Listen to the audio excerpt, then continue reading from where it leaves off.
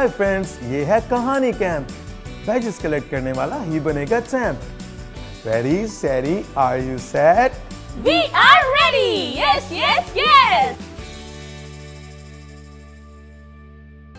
हाय दोस्तों, मैं हूँ। रुको रुको रॉजर, आज मैं अपने दोस्तों को वेलकम करना चाहता हूँ। ठीक है हैरी।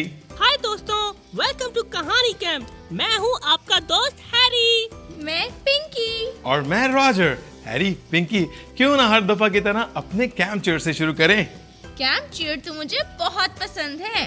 और मुझे तो सब वर्ड्स आते हैं। अब वक्त है कहानी कैंप चीयर का। दोस्तों, आप भी हमें ज्वाइन करें। हाय दोस्तों, ये है कहानी कैंप। बैजेस कलेक्ट करने वाला ही बनेगा चैंप। रेडी सैरी are we set? We are ready! Yes, yes, yes! कहानी कैंप में हम एक दूसरे के साथ मजेदार बाइबल की कहानियां सुनते हैं ताकि हम अपने कहानी बैजेस जमा कर सकें। और बाइबल की बातों को सीख सकें।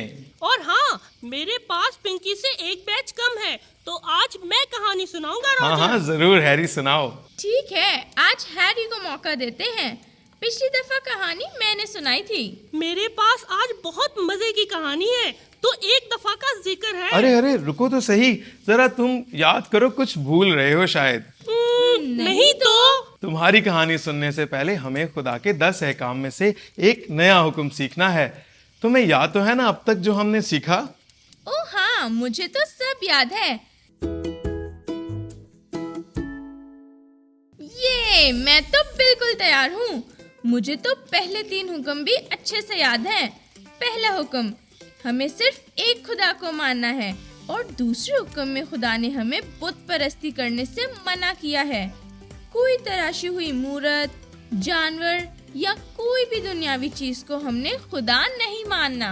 तीसरे हुक्म से हमने सीखा कि खुदा का नाम सबसे अजीम है और हमें उसे बेफायदा नहीं लेना। बिल्कुल जबरदस्त दोस्तों, ये सब याद रखने के लिए। रॉजर, तो जल्दी बताओ चौथा हुक्म। आज तो मैं बहुत थक गया हूँ। हाँ? तुम किस बात से थके हो? मैंने तो तुम्हें कभी कोई काम करते नहीं देखा। हाँ, हमें भी बताओ भला। पूरा हफ्ता मैंने अपने दोस्त बॉबी के घर पे पेंट करने में गुजार दिया और बिल्कुल भी आराम नहीं किया। हैरी, तुमने अभी बोला तुम बहुत थके हो। असल में आज का हुक्म आराम के बारे में है। खुदा ने बोला कि याद करके तू सब्बत के दिन को पाक मानना, 6 दिन तक मेहनत करके अपना सारा काम करना, लेकिन 7वें दिन खुदावन तेरे खुदा का सब्बत है। पिंकी, हैरी और दोस्तों, याद है ना कि खुदा ने 6 दिन में आसमान और जमीन और समुद्र और जो कुछ उसमें है उन सब को बनाया और 7वें दिन आराम किया। हाँ, पहले दिन रोशनी और अंधेरा, दूसरे दिन पानी और जमीन, फिर तीसरे दिन पेड़ और पौधे, और चौथे दिन सूरज, चांद और सितारे, 5वें दिन जानवर, परिंदे और छठे दिन इंसान को बनाया, आदम को और हवा को। बिल्कुल। और ये सब करने के बाद खुदा ने 7वें दिन को बरकत दी और उसे पाक ठहराया, क्योंकि उस दिन खुदा ने भी आराम किया। रॉजर, लेकिन मेरा एक सवाल है, ये सब्बत का दिन क्या होता है? हाँ, मैंने भी ऐसे दिन के बारे में नहीं सुना।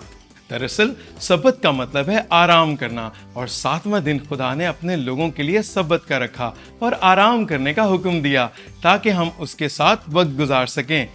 क्या खुदा भी हमारे साथ वैसे ही वक्त गुजारना चाहता है जैसे हमारे मामा पापा और दोस्त? अच्छा सवाल है हैरी। खुदा ने 7वां दिन पाक ठहराया क्योंकि वो हमारे साथ वक्त गुजारना चाहता है। जरा सोचो, इस पूरे हफ्ते में हमने क्या क्या किया? बॉबी के घर को पेंट किया और किसी चीज को वक्त ही नहीं मिला। मैं तो पूरा हफ्ता स्कूल गई, स्कूल के बाद ट्यूशन और घर आके होमवर्क। दोस्तों, देखा आपने, हम पूरा हफ्ता कितने मसरूफ रहते हैं अपने कामों में।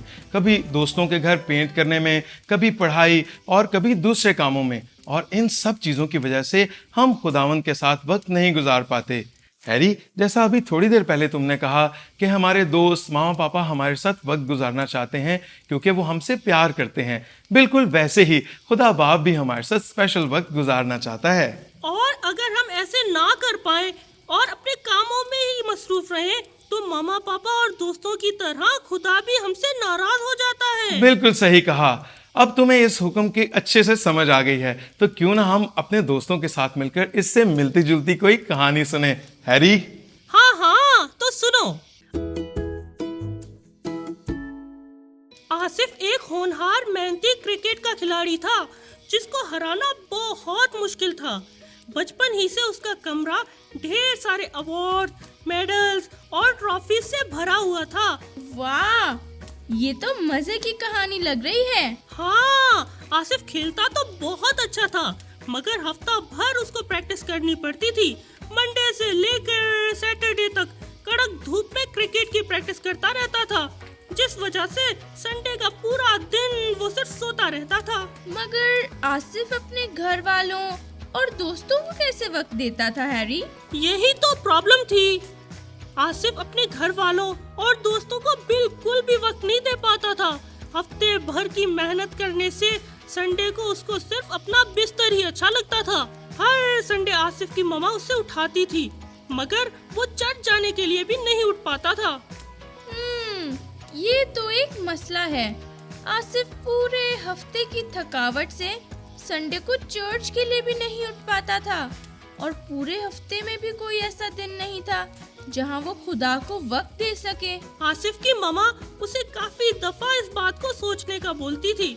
वो हमेशा उसे याद दिलाती थी कि काम और आराम के साथ साथ खुदा को वक्त देना भी बहुत जरूरी है। आखिर आसिफ ने इस बात का एहसास किया और ये इरादा किया कि वो संडे को खुदा को वक्त जरूर देगा। Wow, finally!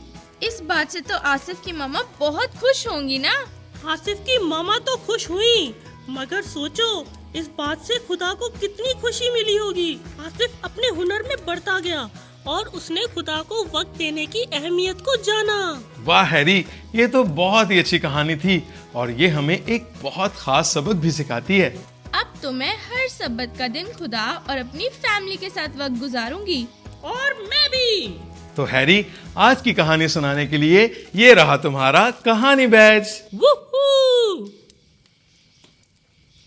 दोस्तों, आज की कहानी से हमने बहुत कुछ सीखा।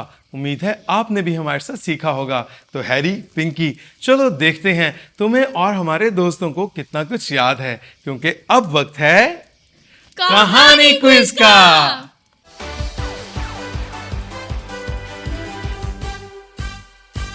दोस्तों, वेलकम टू कहानी क्विज।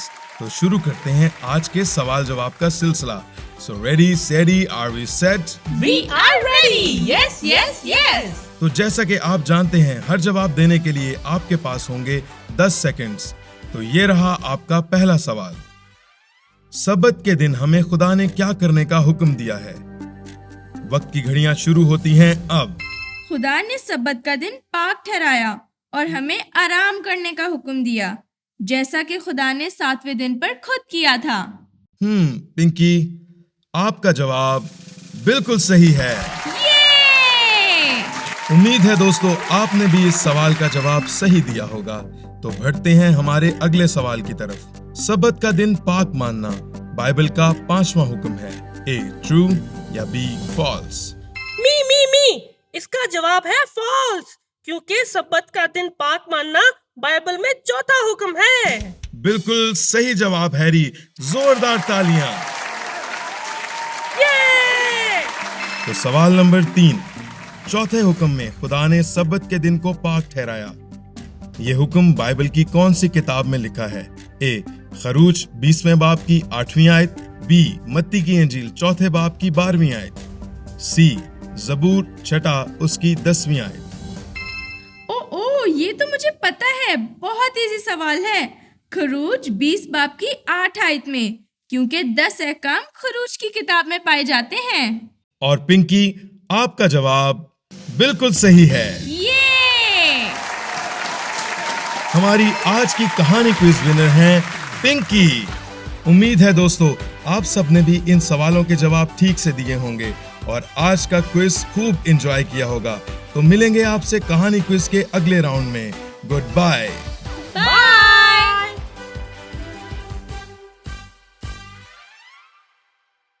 आपके जवाबों से समझ आती है कि आज का हुक्म आप सबको ठीक से समझ आया और अब वक्त है एक नया और फन सॉन्ग सीखने का। तो दोस्तों, हमेशा की तरह आप भी हमारे साथ मिलकर सीखें एक नया और फन सॉन्ग, क्योंकि अब वक्त है कहानी सॉन्ग का।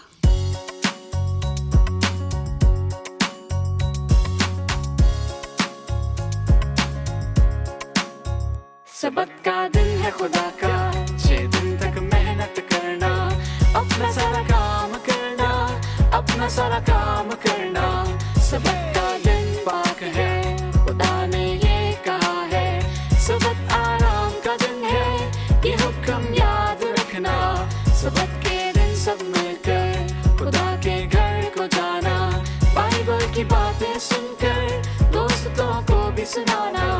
सबत का दिन पाक है, खुदा ने ये कहा है। सबत आराम का दिन है, ये हुक्म याद रखना। सबत का दिन है खुदा का, 6 दिन तक मेहनत करना, अपना सारा काम करना, अपना सारा काम करना। सबत के दिन सब मिलके खुदा के घर को जाना, बाइबल की बातें सुनकर दोस्तों को भी सुनाना। सबत का दिन है खुदा का, 6 दिन तक मेहनत करना, अपना सारा काम करना, अपना सारा काम करना। सबत का दिन पाक है, खुदा ने ये कहा है। सबत आराम का दिन है, ये हुक्म याद रखना। सबत के दिन सब मिलकर खुदा के घर को जाना, बाइबल की बातें सुनकर दोस्तों को भी सुनाना। सबत का दिन पाक है, खुदा ने ये कहा है। सबत आराम का दिन है, ये हुक्म याद रखना। सबत का दिन है खुदा का, 6 दिन तक मेहनत करना, अपना सारा काम करना, अपना सारा काम करना। सबत के दिन सब मिलके खुदा के घर को जाना, बाइबल की बातें सुनकर दोस्तों को भी सुनाना।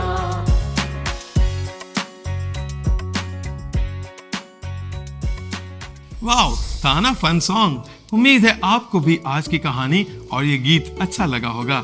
ये गीत हमें याद दिलाता है कि सबत का दिन पाक है और इस दिन पर खुदा ने हमें आराम करने का हुक्म दिया है। हाँ, और बाकी 6 दिन में हमें अपने सब काम करने हैं, ताकि हम सबत के दिन खुदा के साथ वक्त गुजार सकें। बहुत खूब हैरी और पिंकी। तो दोस्तों, अब हम मिलेंगे आपसे अगली दफा और मिलकर सीखेंगे एक नया हुक्म और बाइबल से और भी मजेदार कहानियाँ। तब तक के लिए गुड बाय। बाय।